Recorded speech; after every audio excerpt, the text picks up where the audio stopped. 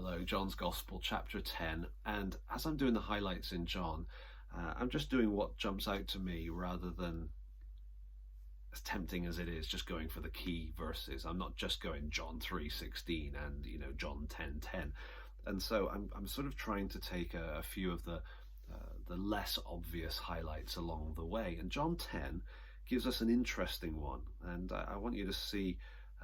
Hopefully I'll prove to you this is interesting.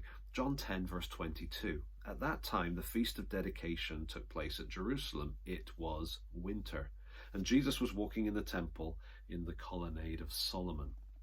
Now that's a kind of pair of verses you can just skim right over and just miss it because it's just detail, right?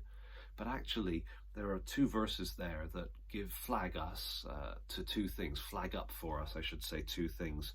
First of all, the chronology or the flow of time in John, and then the historicity or the historical accuracy of John. So first of all, the flow. If all you had was Matthew, Mark, Luke, then you'd know that Jesus' ministry took place over the course of several months, because basically we've got a whole load of Sabbaths and one Passover when Jesus was killed. But you come to John's Gospel and suddenly we have a whole lot more reference to festivals. This is how we know that Jesus' ministry was kind of 3-ish years, because we've got the 3 Passovers of John's Gospel.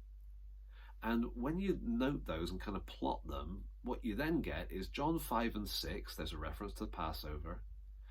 And then John 12, there's another Passover where Jesus dies.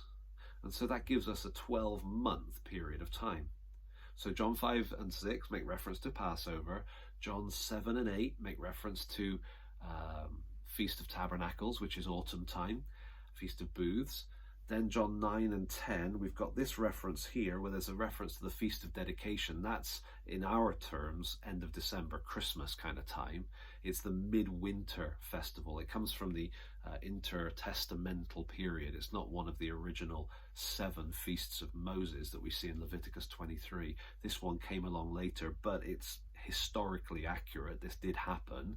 They did have a Feast of Dedication, and it did take place in the winter. And so we've got the winter reference. If we go forward to John 11, we've got the raising of Lazarus, which feels like it's really ramping up the tension because it literally just flows into chapter 12, and Jesus arrives again in Jerusalem and people are making reference to the recent raising of Lazarus. So we go Passover, so springtime, autumn, winter, February probably, and then Passover again. That's the sequence that's going on in John. It creates a sense of timing, a sense of a 1-year progression. And the other thing I'll just mention briefly here is the detail here. Walking in the temple in the colonnade of Solomon. Let me just recommend a book to you. Peter Williams from Tyndale House, Cambridge, has written an absolute gem of a book. It's called Can We Trust the Gospels?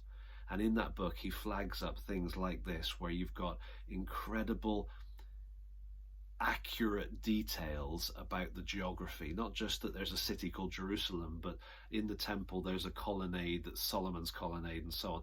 This kind of detail should give us real confidence that what we're reading here can be trusted.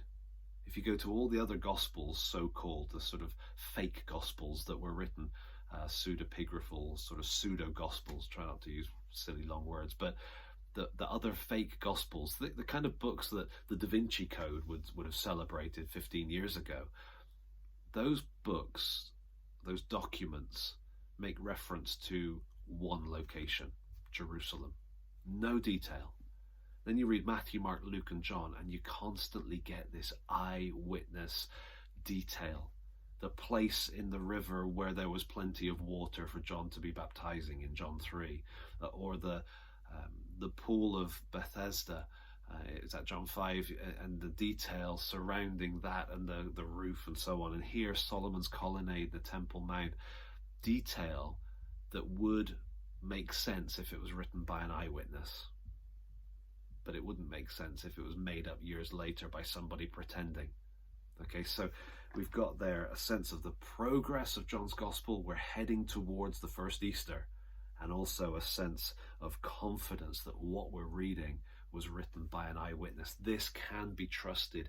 And if we're pursuing God's heart, if we want to know God, then Matthew, Mark, Luke, and John are the documents that we want to be looking at to see everything we need to see about the life and ministry, the death and resurrection of Jesus.